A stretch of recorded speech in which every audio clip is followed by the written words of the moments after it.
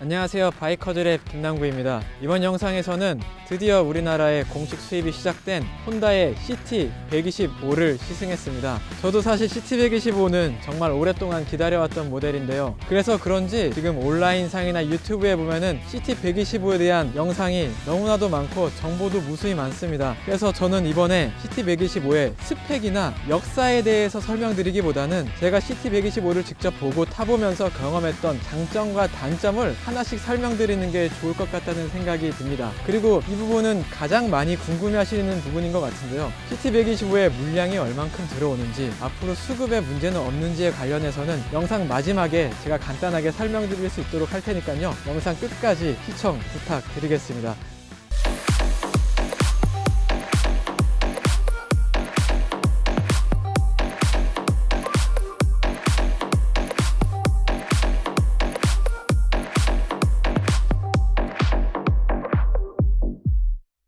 제가 크게 장점 4가지, 단점 2가지 정도를 생각해 봤는데, 먼저 장점에 대해서 설명드리도록 하겠습니다. CT125에 느꼈던 첫 번째 장점, 바로 이 힙한 디자인입니다. 사실 저는 사진이나 영상으로 CT125를 그동안 많이 봐왔었고 실물을 본 건 이번이 처음인데, CT125는 사진이나 영상만큼이나 실물도 상당히 마음에 들었습니다. 가장 먼저 눈에 들어왔던 거는 이 컬러감이에요. 컬러가 우리나라에서 지금 레드랑 그린 2가지 색상으로 출시가 됐는데, 지금 시승 중인 차량은 레드 색상입니다. 레드 색상을 보면은 채도가 상당히 밝고 광택감이 있습니다. 펄이 들어가 있는 것처럼 느껴질 정도로 상당히 반짝반짝한 디자인으로 되어 있어요. 그래서 색상이 뭔가 기존에 있던 레드 색상보다 훨씬 더 밝고 경쾌한 느낌을 주는 것 같습니다. 일단 색상이 마음에 들었고요. 그리고 카키 컬러도 실물을 확인해 봤는데, 국방색 같은 뭔가 칙칙한 컬러가 아니라 채도가 높은 밝은 톤의 아몬드 그린 같은 카키 색상이었어요. 그래서 상당히 캐주얼하면서 발랄하게 탈 수 있는 그런 색상으로 잘 뽑혔다라는 생각이 들었고요. 그리고 다음으로 눈에 들어왔던 부분은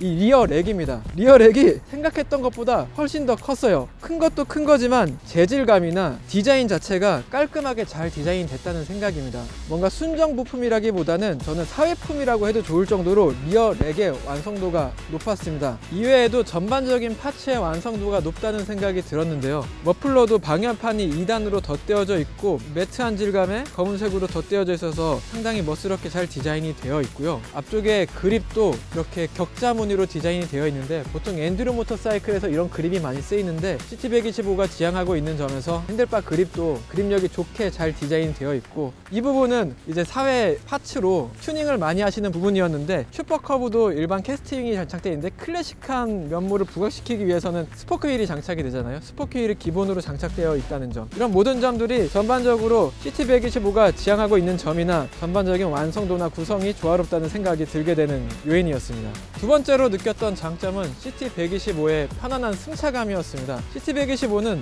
프론트 포크의 트래블이 C125보다 약 10mm가량 늘어났습니다. 그래서 일부러 이 부분을 체감해보기 위해서 요철이 있는 부분을 더 많이 가고 방지턱을 넘을 때도 빠른 속도로 넘어보기도 하면서 테스트를 해봤거든요. 확실히 충격 흡수력이 더 뛰어나다는 인상을 받을 수가 있었고요. 그리고 또 한 가지 승차감에 중요한 요인을 미치는 요소가 이 시트잖아요. 시트가 C125나 슈퍼컵보다 훨씬 더 푹신푹신했습니다. 앉았을 때 엉덩이를 잘 받쳐주는 느낌도 들고, 방지턱 넘거나 요철 넘어갈 때도 서스펜션도 중요하지만 시트로 느껴지는 편안한 착자감도 상당히 마음에 들었습니다. 세 번째 장점, 민첩한 핸들링과 편안한 포지션입니다. 앉았을 때 CT125는 핸들바가 이전 슈퍼커브보다 더 높아진 것 같아요. 그리고 스텝은 이전보다 좀 더 뒤쪽으로 위치해 있는 것 같습니다. 그래서 무릎이 조금 굽어지는 포지션이 연출되는데 그렇게 불편할 정도는 아니었어요. 오히려 하중 이동을 할 때 스텝으로 하중을 이동하기에 편리했고, 스탠딩 포지션을 취하기에도 오히려 더 용이한 부분이 있었습니다. 따라서 큰 요철을 만났을 때 잠깐 시트에서 엉덩이를 떼면서 스텝이나 무릎으로 충격을 받아내기가 용이했어요. 그리고 핸들바는 조금 더 높아지면서 힘을 받는 작용점이 높아지다 보니까 조그마한 피드백에도 운동 성능이 민첩하게 잘 발휘가 됐습니다. 핸들바만 높을 뿐만이 아니라 시트 고도 800mm로 슈퍼커브의 60mm가량이 더 높습니다. 따라서 엉덩이로 하중을 줄 때, 그리고 핸들바도 높다 보니까 아무래도 조금만 움직여도 운동 성능이 바로바로 반영이 되니까 뭔가 좀 더 재밌게 탈 수 있다는 부분, 게다가 밑에 부분에는 이제 레그 실드도 생략이 됐죠. 그렇다 보니까 조금 더 내가 몸을 마음대로 모터사이클 위에서 움직일 수 있다. 뭐 린 아웃 자세를 취할 때도 그랬고요. 그러다 보니까 재밌게 탈 수 있게 만들었구나 라는 생각이 들었고, 혼다가 지향하고 있는 펀 미니바이크라는 지향점에 CT125가 잘 녹아들어 있다 라는 생각이 들었습니다. 네 번째 장점은 충분한 출력과 부드러움입니다. CT125는 슈퍼커브보다 배기량이 15cc만큼 높거든요. 이제 최고 속도나 최고 출력에서 큰 차이를 보이는 건 아니지만 시속 60km 이하의 토크는 확실히 나아졌다는 생각이 듭니다. 뿐만이 아니라 엔진이 바뀌면서 기어비도 더 늘어났어요. 슈퍼커브는 아무래도 기어 변속이 너무 작기 때문에 그에 따른 피로감이 조금은 있었는데, CT125도 물론 기어비가 체감할 수 있을 정도로 확 늘어난 건 아니지만 확실히 변속 타이밍을 더 길게 가져갈 수 있다는 점에 유리했습니다. 2단에서 40에서 50km, 시속 50km까지는 충분히 나아졌고, 3단으로 주행을 해도 60, 거의 한 70km 가까이 갈 때에도 충분히 커버를 할 수가 있었거든요. 커버리지가 넓다는 거죠. 2단, 3단으로만 주행을 해도 도심 주행이 부족하지가 않았어요. 뿐만이 아니라 클러치도 개선이 됐는데, 클러치 베어링을 교체하고 밸런서를 장착을 하면서 클러치 조작감이나 체결감도 훨씬 이전보다 좋아졌습니다. 그런 부분에서 힘도 충분하고 잦은 변속을 하지 않아도 되고, 게다가 변속감이 좋다는 부분, 이런 부분도 CT125의 큰 장점으로 다가왔습니다. 그렇게 해서 총 4가지 정도의 장점을 생각해 봤고요.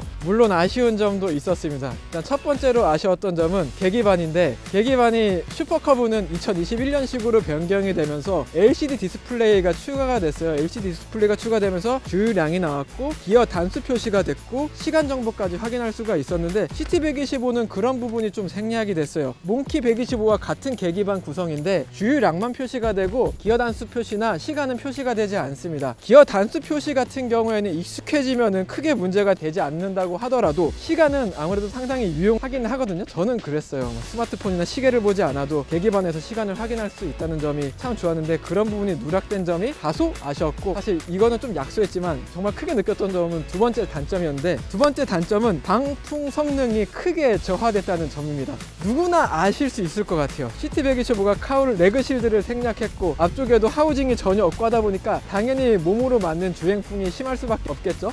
저도 타보기 전까지는 뭐 당연히 그렇겠지 라고 생각만 하고 타봤는데, 막상 타보니까 그 단점이 너무 크게 저한테 다가오더라고요. 지금 특히 겨울이어서 더 그렇겠지만 여름에 탈 때는 큰 문제가 되지 않겠죠. 근데 봄, 가을만 돼도 저녁만 되면 꽤 쌀쌀하잖아요. 그럴 경우에 뭔가 내가 온몸으로 주행풍을 받아내야 된다는 점, 윈드스크린이 순정 액세서리로 출시가 되긴 합니다. 근데 요만큼만 가려지기 때문에 그렇게 큰 방풍 성능을 기대할 수는 없을 것 같고, 슈퍼커브는 롱 윈드스크린으로 머리까지 다 가려주잖아요. 레그 실드가 없는 부분, 레그 실드는 사회품으로 출시가 되는 곳이 있더라고요. 타케카와였나? 그쪽에서 사회품으로 나오는 것도 있는데, 일단 기본적으로 디자인을 많이 해친다는 생각도 들고, 좀 더 자유로운 운동 성능을 추구하기 위한 모터사이클이 CT125인데 그런 컨셉도 많이 저해한다는 생각이 들었어요. 레그 실드, 윈드스크린에 대한 방풍 성능이 떨어진다 라는 거는, 사실 CT125를 구매하시는 많은 분들은 출퇴근도 하시고 도심 라이딩도 하시겠지만 레저 용도로 활용하실 계획을 갖고 구매하시는 분들도 많을 거라고 생각을 해요. 그러기 위해서는 교외로 나가야죠. 모토 캠핑을 가거나 뭐 피크닉을 가거나 그럴 경우에는. 그런데 그 장거리를 주행풍을 모두 맞고 가야 한다는 점, 그리고 마땅한 대안이 없다는 점, 뭐라고 해야 될까요? 마땅한 개선책이 없다고 해야 될까요? 사회품이 있긴 하지만 좀 많이 미흡하다는 점, 그런 점이 좀 큰 단점으로 다가왔습니다. 따라서 CT125가 전천후 모터사이클은 아니구나, 활용의 한계점이 분명히 있겠구나 라는 생각이 들었습니다.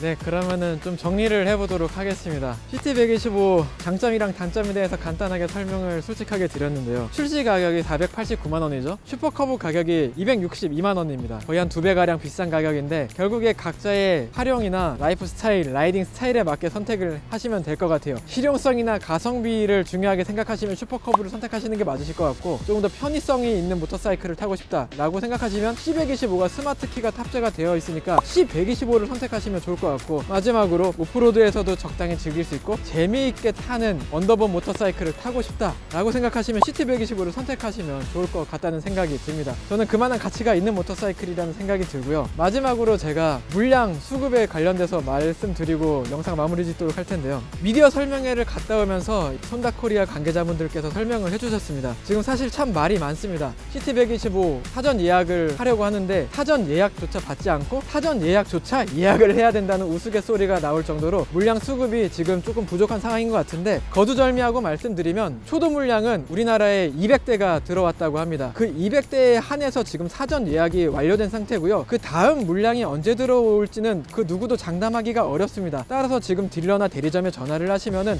사전 예약 끝났다고 밖에 안내를 드릴 수밖에 없는 상황이라고 하더라고요. 그럼 지금부터는 앞으로 물량 수급이 어떻게 전개될 건지가 문제겠죠. 앞으로 혼다코리아는 올해 1500대 CT125를 수입할 계획이라고 하더라고요. 그럼 1300대가 추가로 들어오겠죠. 한데 이 물량이 언제 들어올지, 2월 말에 들어올지, 3월 초에 들어올지, 3월 말에 들어올지, 아니면은 4월 달에 500대가 들어올지는 누구도 장담하기가 어렵습니다. 따라서 CT125를 조금이라도 더 빨리 구매하시고 싶으신 분들은 아무래도 주기적으로 딜러나 대리점에 문의를 해보고 언제 물량이 들어오는지 체크를 하면서 계속 이제 예약을 하시는 방법밖에 없을 것 같아요. 다행히 혼다코리아 내부적으로는 CT125의 물량이 원활하게 공급될 수 있도록, 수요에 따라갈 수 있도록 최선의 노력을 하신다고 하시니까요. 조금만 이제 참고 기다려 주시면은 국내에 충분한 물량이 풀리지 않을까 기대를 해봅니다.